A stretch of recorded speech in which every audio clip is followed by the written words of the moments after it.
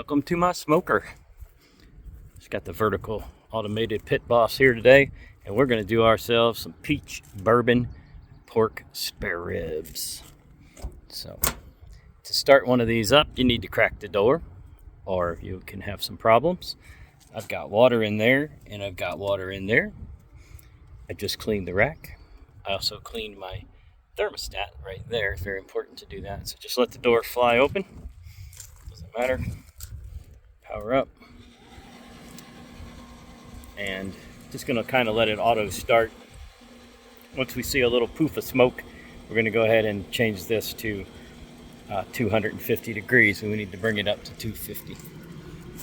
So it's a little windy today, so I'm just going to kind of hold the door for a second. And we'll see some smoke. Get out here, fly. We'll see some smoke here in a minute. This does not take long. One thing you're looking for here is fan auger igniter. So it's in auto startup mode, and so it's dropping pellets in, turning the fan, spinning the auger, dropping the pellets in. All right, now we've just got fan and igniter. The pellets are in. Now is when it's going to start smoking a little bit. As soon as it does, we can close the door and bring it up to temp. I know it's flashing on the camera. Sorry about that. And that's it. Now we will be using our probe today. This has an programmable probe. We'll be pushing that probe. I'll clean that up a little bit, but we're going to push that probe into our ribs, and then we'll set our probe temperature. And that's it. And here comes the smoke, baby. So peel off as much as you can if you want it off. I've talked to a lot of butchers and barbecue chefs, people who do it for a living. A lot of the people do leave it on because, as I'm going to show you right here why. You see where I started to peel the membrane and I got exposed bone? The membrane actually helps hold this thing together while you're cooking it. Now, if I were to peel all this off, there's a very good chance it would separate at temperature. So just go through, cut your fat, get whatever little membrane you want off of there, and this is about as far as I'm going to take this one because I'm fine with it. Now, seasoning is a thing that's really going to be up to the individual, and there are many, many, many ways to season these things. But what I don't like to do is add my sauce. This is that bourbon peach barbecue, by the way. I don't want to put that on now. It's probably just going to burn up. So here is where I would do just the dry seasoning, and that's it. I'm going to do the wet seasoning in a few hours after we let this thing render out a little bit. So we're just going to put a little normal seasoning on with some pink Himalayan. You can also lay down a light coat of yellow mustard. And you're probably going to say, oh, well, I don't like mustard. Well, it's okay because you won't taste it. It's just holding the spice to it. So we are going to put a little on there. Some of the most tenderest, tastiest ribs I've ever made start right here with old-fashioned yellow mustard. Don't use any of that grainy stuff or nothing like that, or you will taste it. Just go for cheap old yellow mustard. You don't got to go crazy with it. You're just trying to get a light coating on there. And again, you most likely, unless you go overboard with it, you're not going to taste the mustard. The mustard just helps hold everything together and keeps in a little moisture, and then, et cetera, et cetera. So there you go. Now, how am I going to flip this over? Well, I'm not. What I'm going to do is I'm going to take this out to the smoker when it hits temperature. I'm going to flip it over, and then I'll do the top side when it's inside the smoker with the mustard and the seasoning. And that's it. Because if I flipped it now, I'm just going to destroy my counter. My pit boss is using my Wi-Fi, my local area network here, to talk to my phone. So all I got to do is look at my phone to control the app. For the app, I can control the smoker. I can turn it on. I can turn it off. I can adjust the probe. I can adjust the internal temperature. I can adjust just about anything I want. So I don't have to run back and forth. When she hits 250, we're going to take this out and get it going. Ribs coming out. We're already at 250. This thing heats up fast. It also cools down fast. You want to do this step relatively quick. just like that. All right, we are going to go ahead and put the mustard and the seasoning on the top.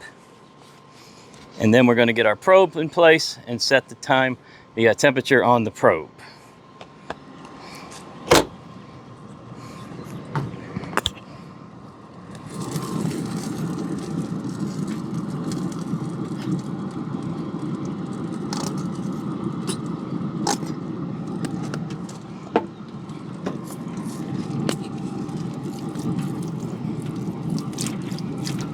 You guys see that? I'm probably blocking the camera. I think you can see it. Careful, don't hit the insides of the smoker. It's 250 degrees and this metal is hot.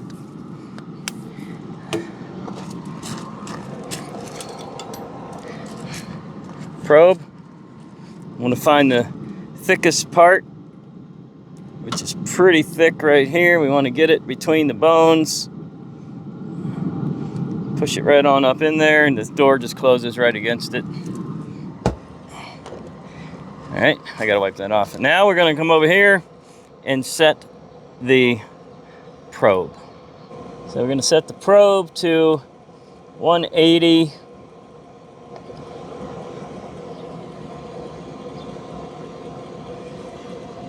Yeah, okay, so I got the probe set to 180, and what that'll do is it'll just send me a little alert when it hits 180. My thing on my phone will start flashing for me, and then I'll know it's time. It's probably going to stall at 160, to be honest with you. I like to set it just a little higher. So when it hits the stall, we're going to pull it inside. But that's when we're going to get our barbecue sauce on it. We're going to wrap it in foil, and we're going to put it back in for several hours. We've hit the stall, about 160 degrees. This is what we're looking like. And what we're going to attempt to do is to get it off the rack and slide it right onto this piece of foil. Well, we're going to try. Hard to grip it. There it is. Got it. Okay, set that aside. We're going to need that rack back in a minute. Let's just get a little prep work done here. Going to need a second piece of foil.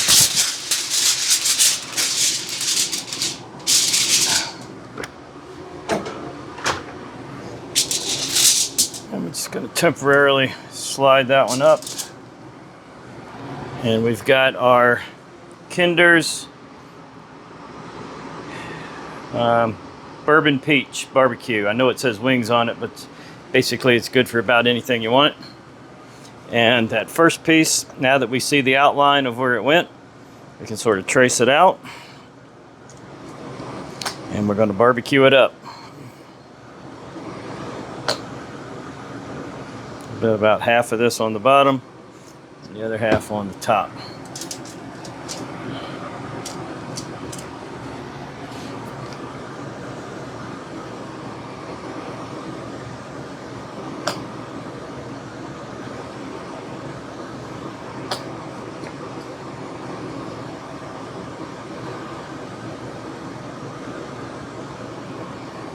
I like to get pretty close to the edge, just kind of let it drip down.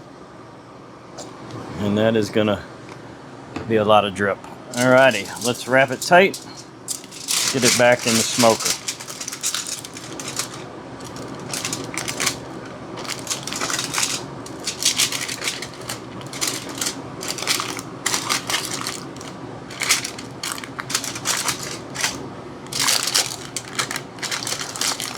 Make sure you use some heavy-duty foil, guys. The thin stuff is just gonna rip on you. Now I got sauce on me. Hang on.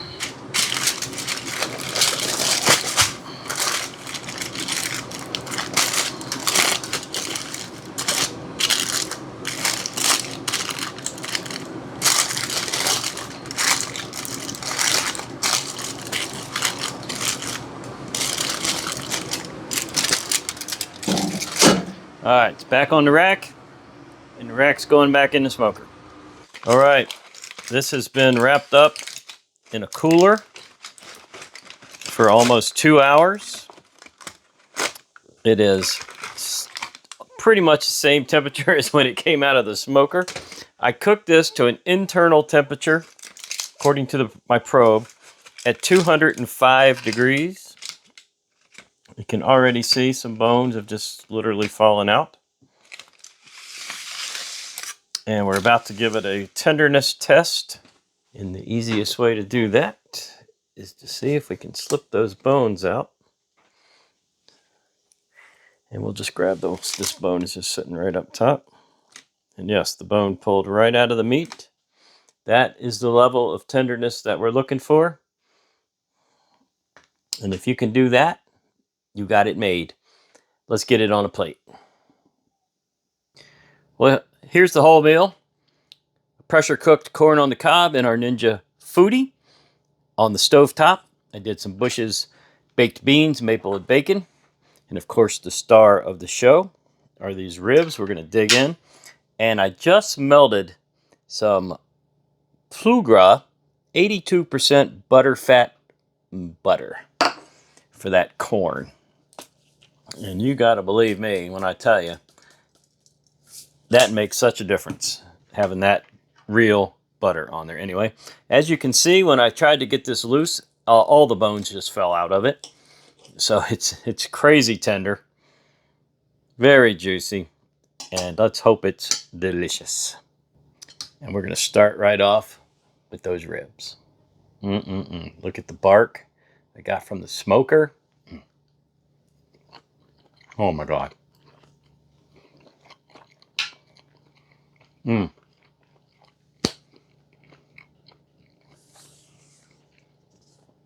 I wish restaurants could serve it like this, but they don't smoke them. They just cook them up. They're not as good. Man, you're never going to get a better ribs than that. In the smoker, got them up to about 160-ish. Wrapped them into foil with the Peach Bourbon barbecue sauce.